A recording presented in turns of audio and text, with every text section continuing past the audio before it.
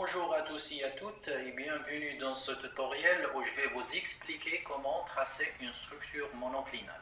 Mais n'oubliez pas de regarder la vidéo précédente de la réalisation d'un profil topographique qui est le support de toute coupe géologique, et dans la même vidéo vous allez apprendre à dessiner la structure tabulaire qui est la structure la plus simple à représenter. Dans ce tutoriel, nous allons commencer par des rappels.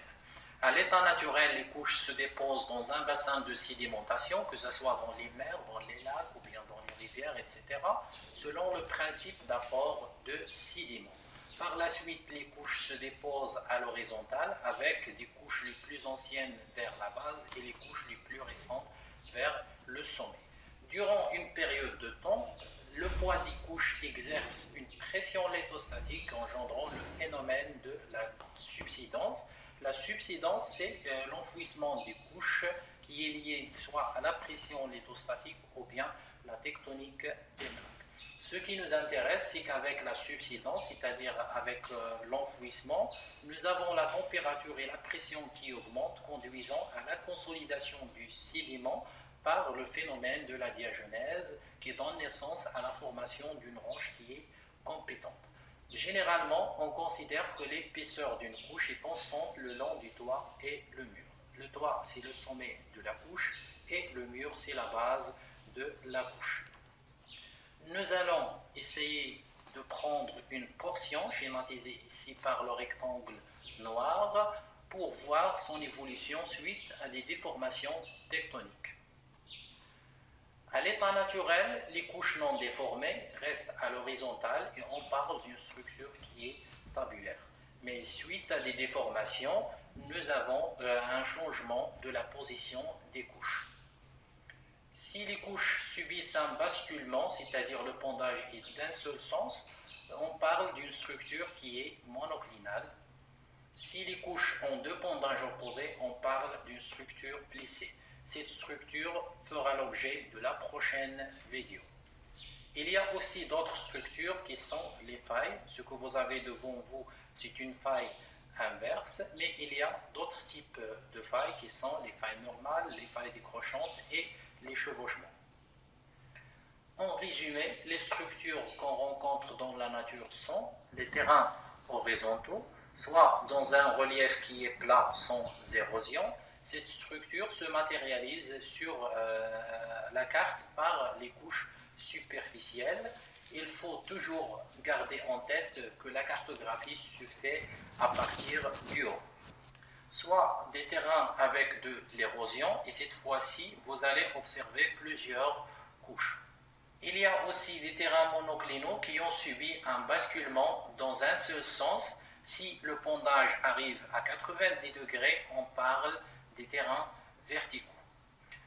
Vous avez ici des terrains faillés qui sont des terrains tabulaires affectés par des failles normales donnant naissance à des grabens, et ces grabens seront remplis par la suite par du sédiment. Le dernier exemple, c'est des terrains plissés, mais cette fois-ci faillis. Donc vous avez ici un plissement avec des failles à ce niveau. Dans cette vidéo, nous allons essayer de voir l'essentiel pour la structure monoclinale, à savoir sa détermination sur la carte et la réalisation de sa coupe géologique. À travers ce que je viens d'expliquer, nous pouvons poser quelques questions. Premièrement, comment peut-on reconnaître une structure monoclinale sur la carte? La réponse est simple, c'est que les pondages sont dans le même sens. Ça nous ramène à poser une autre question qui est comment peut-on reconnaître le sens du pondage et la valeur du pondage dans une carte? La réponse également est simple, c'est par l'utilisation des signes conventionnels de pondage et les critères topographiques. Nous allons enchaîner par l'utilisation des signes conventionnels de pondage et par la suite les critères topographiques. Dans une carte, vous allez trouver ces signes qui indiquent le pondage et l'orientation de la couche. Je peux regrouper ces signes en deux catégories. Nous avons les extrêmes, à savoir la valeur 0 qui indique une structure tabulaire. Sur le terrain sans érosion, vous allez observer juste la largeur d'affleurement de la couche superficielle si l'érosion n'est pas intense. La largeur d'affleurement est l'épaisseur apparente d'une couche sur une coupe ou bien sur la carte. L'autre extrême, c'est la valeur 90 degrés du pondage qui indique une structure qui est verticale. Dans cette structure, la largeur d'affleurement est égale à l'épaisseur réelle. Pour les autres traits en forme de T, vous constatez que la longueur de la partie sommitale de T est constante et que l'autre trait perpendiculaire est variable. En effet, cette variation de la longueur du trait reflète le degré de pondage. Si vous avez un trait qui est lent, ça veut dire que le pondage est faible. Et si vous avez un trait qui est court, ça veut dire que le pondage il est fort. Un pondage faible implique l'observation d'une largeur d'affleurement étendue et un pondage fort implique l'observation d'une largeur d'affleurement qui est réduite. Et c'est normal puisqu'on s'approche de la verticale où la largeur d'affleurement est égale à l'épaisseur. Je reprends mon explication sur la lecture du pondage et de la direction car c'est très important et c'est la clé pour comprendre les structures géologiques. Je commence par la direction de la couche, j'ai mon signe de pondage, la partie sommitale de T indique la direction de la couche et le trait perpendiculaire indique le pondage et le sens du pondage. Et parfois, vous allez trouver un nombre qui indique le degré de pondage à côté de ce trait qui est vertical. Pour lire la direction, je dois imaginer une ligne qui passe à partir de nord-sud de la carte et ensuite d'imaginer une ligne qui passe à partir de la partie sommitale de T qui représente l'orientation de la couche.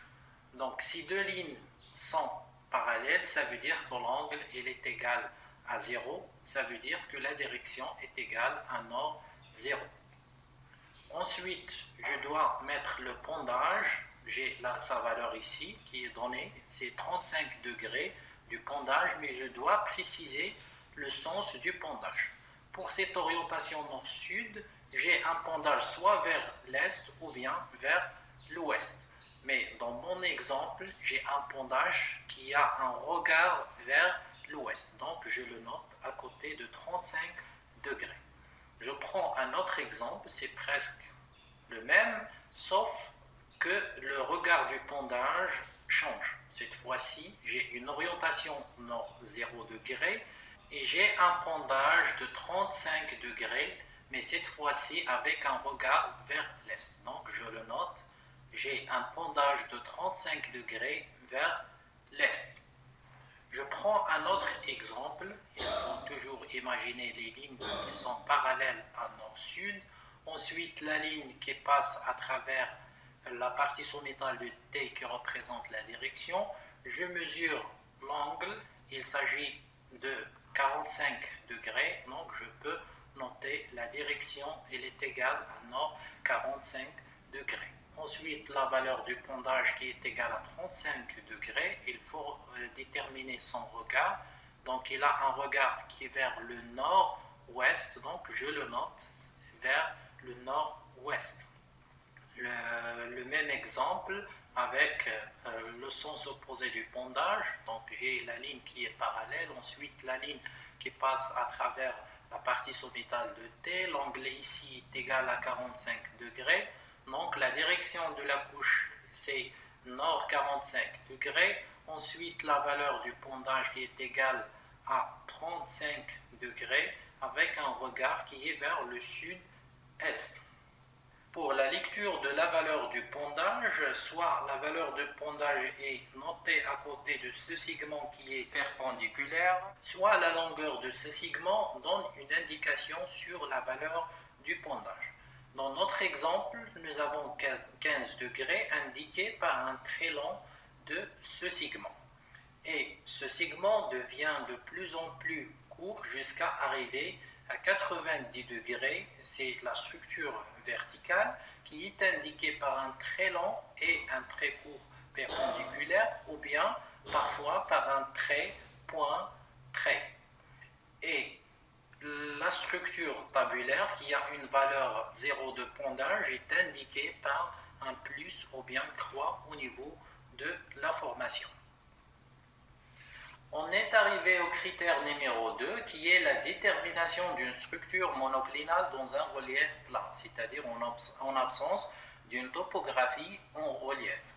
En haut, c'est ce que vous observez sur la carte et en bas, c'est ce qu'on cherche à déterminer. Je cache la partie qu'on cherche et je vais vous montrer comment la déduire. Premièrement, je cherche la direction de la couche. Et dans un relief plat, la direction des couches est celle des contours géologiques. Les contours géologiques sont les murs et les toits, ou bien ce sont les bases et les sommets des formations. Donc, ces limites sont les contours géologiques. Et nous avons dit que la direction des couches est parallèle à ces contours géologiques. Donc, je peux commencer par tracer la direction de la couche et je regarde ces lignes, elles sont parallèles à la ligne nord-sud de la carte, donc la direction des couches est nord-sud. À partir de cette direction, je n'ai pas le choix, j'ai soit un pondage qui est vers l'est ou bien un pondage qui est vers l'ouest. Et je vais vous montrer comment le déterminer. Pour cela, je vais utiliser le critère de l'âge des formations géologiques. Dans n'importe quelle carte, la légende est structurée de telle sorte à avoir les couches les plus anciennes vers la base et les couches les plus récentes vers le sommet, à l'exception des terrains magmatiques. Et dans mon exemple, la couche la plus ancienne c'est C4 et la couche la plus récente c'est C7. Pour déterminer le sens du pondage est indiqué en allant des terrains les plus anciens vers les terrains les plus récents. Et je peux tracer un trait qui est perpendiculaire à la direction de ma couche. Et j'ai terminé avec le signe de pondage.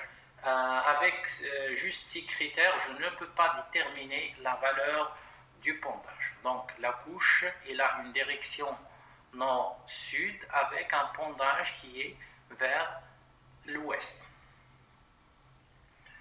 J'enchaîne avec le critère numéro 3 pour déterminer le sens du pondage dans un relief qui est accidenté, c'est-à-dire là où il y a une topographie telle que les vallées, les lignes de crête, les collines. Il suffit de chercher l'un de ces critères pour déterminer le sens du pondage. La première des choses à chercher, c'est l'intersection des courbes de niveau avec le contour géologique et par la suite, nous allons chercher les lignes de Thalweg, les lignes de crête ou bien la structure en colline.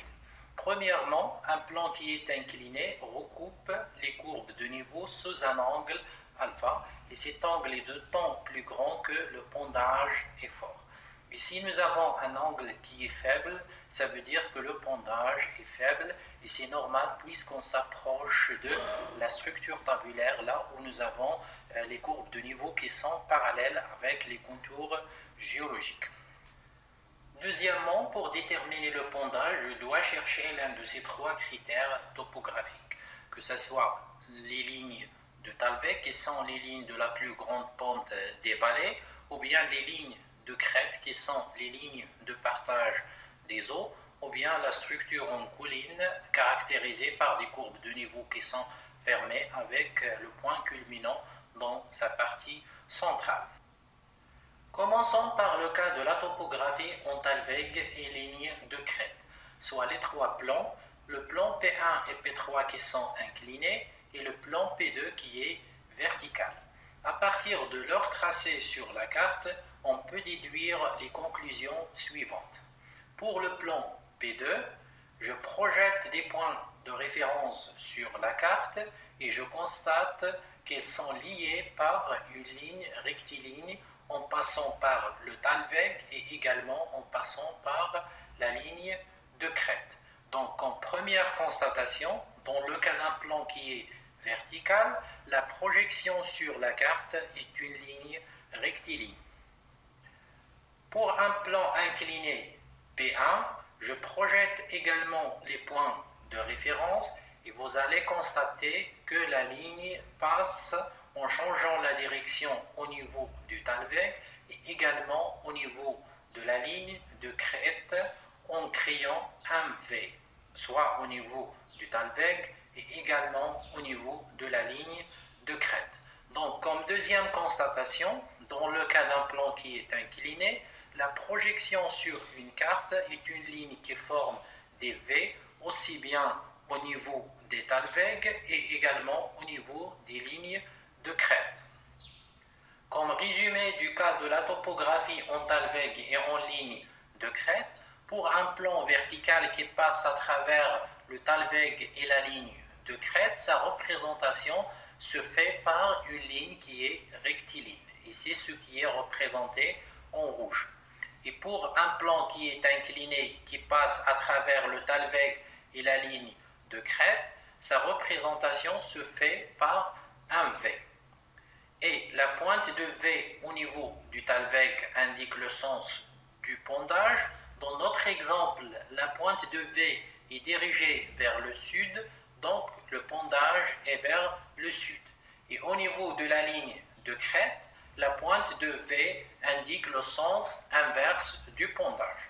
Dans notre exemple, la pointe de V est dirigée vers le nord, donc le pondage du plan est vers le sud. Notez bien que l'ouverture de V donne une indication sur le degré de pondage. Donc si vous avez un V très ouvert, donc le pondage est fort, et si vous avez un V qui est fermé, le pondage est faible. Nous pouvons aussi utiliser la méthode des 3 points pour la détermination du pondage d'une couche dans les talwegs, dans les lignes de crête, mais dans cet exemple, je vais l'appliquer sur le cas d'une topographie en colline. Pour cela, je prends 3 points de l'une des 2 limites de mon plan. Je commence par le point A qui correspond à l'intersection de la ligne de la coupe et le contour géologique. Le point A signifie que ce point affleure à la surface, c'est-à-dire je peux le projeter directement jusqu'au profil. Pour le point A, soit je connais l'altitude ou bien je peux la déduire en lisant sur l'axe des altitudes. Concernant les 2 points B et C, je dois les prendre dans la même limite, c'est-à-dire dans le même contour géologique, de telle sorte à avoir l'intersection avec la même valeur de courbe de niveau. Dans notre exemple, l'intersection est avec la courbe de 400. Je peux tracer une ligne rectiligne reliant le point B et C. Cette ligne représente une horizontale, c'est-à-dire c'est tous les points qui ont la même altitude de 400 et appartenant à la limite tracée en rouge. Et à partir de cette ligne, je peux déterminer l'orientation de ma couche. J'observe que le segment BC est parallèle à la direction nord-sud, donc l'orientation de la couche est nord-sud. Je reviens sur la détermination du pondage. Dans notre profil, nous avons déterminé le point A qui correspond à l'intersection de la ligne de la coupe et le contour géologique. Ensuite, nous avons pris les points B et C dans la même limite, de telle sorte qu'ils sont en intersection avec la même valeur de courbe de niveau. Et ensuite, nous avons tracé le segment BC. En effet, qu'est-ce qu'on cherche? On cherche qu'est-ce qui se passe au niveau de notre étoile située à ce niveau. Mon étoile est alignée avec les points B et C. Ça veut dire que l'étoile a une altitude qui est égale à 400. Et en même temps, l'étoile fait partie du même contour géologique qui contient les points A, B et C. Donc je peux projeter l'étoile jusqu'à son altitude qui est égale à 400. Et j'ai dit que l'étoile et le point A font partie du même plan. Donc j'ai le droit de tracer une ligne rectiligne reliant le point A et mon étoile. Et par conséquent, j'ai tracé la limite rouge. Maintenant, c'est facile de mesurer le pendage en utilisant le rapporteur d'angle pour mesurer l'angle entre l'horizontale et le plan que j'ai tracé. La valeur de l'angle est égale à 35 degrés. Donc le pendage est égal à 35 degrés. Je peux conclure que mon plan a une direction nord-0, c'est-à-dire nord-sud, que j'ai déterminé à partir du tracé BC qui est parallèle à la direction nord-sud ou bien nord-0. Et le degré de pendage que j'ai déterminé à partir de la coupe qui est égal à 35 degrés, et je dois déterminer le sens du pendage. À partir de la même coupe, j'observe que le plan a un regard vers l'ouest. Donc le sens du pendage, il est vers l'ouest. Donc mon plan a une direction nord-0 ou bien nord-sud et un pendage de 35 degrés vers l'ouest. Pour le cas d'un plan qui est vertical ou bien un plan qui est incliné, l'application de la règle des 3 points est simple et les conclusions qu'on peut tirer sont: premièrement, si un plan passe à travers une colline sans changer de direction, et c'est-à-dire il passe d'une manière rectiligne, ça veut dire que le plan est vertical et la direction de ce plan est parallèle au contour géologique, c'est-à-dire il est parallèle aux limites des couches géologiques. Et deuxièmement, si un plan passe à travers une colline et que les limites du contour géologique sont parallèles avec les courbes de niveau, ça veut dire que le plan est horizontal. Et troisièmement, si un plan passe à travers une colline en changeant de direction, ça veut dire que le plan est incliné. Et comme le cas des lignes de crête, je peux utiliser la pointe de V pour déterminer le sens du pendage.